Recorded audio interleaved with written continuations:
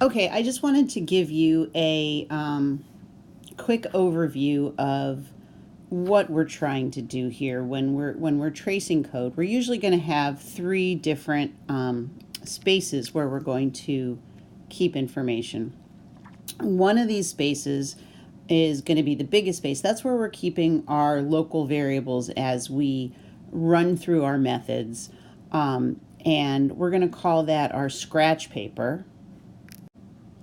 And I'm always going to draw that because it's essential that we have a place where we're keeping track of what's going on as we run our methods. Now there's two other pieces of paper that, depending on the video you watch, I may or may not show you. One of them is the terminal output window. And we only really need this window when we are doing some system.out.prints, right? When something's going to get printed, we need a place to show where that gets printed, and we're going to be doing that when we print. We will show that on this terminal output window.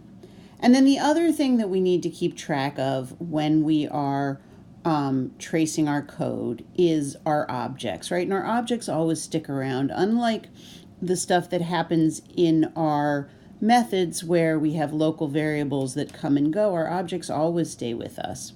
And sometimes I'll just kind of put the objects out in space somewhere because it's sort of easier to put them here and then have arrows out of my scratch space into whatever it is. But other times I will actually, let's see if I can draw you another square. How about this guy? So there we go.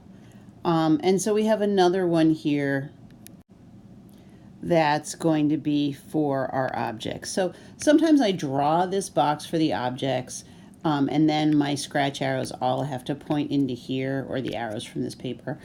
Sometimes I don't draw this, they just kind of float around. If I'm not going to be doing any system.out.printlns, I won't be printing the terminal output window, but if I'm going to, then I'll be drawing this window too, so that I can write down, whatever the things are that I want to write. So this is just the basic idea behind what we're going to start out with our tracing.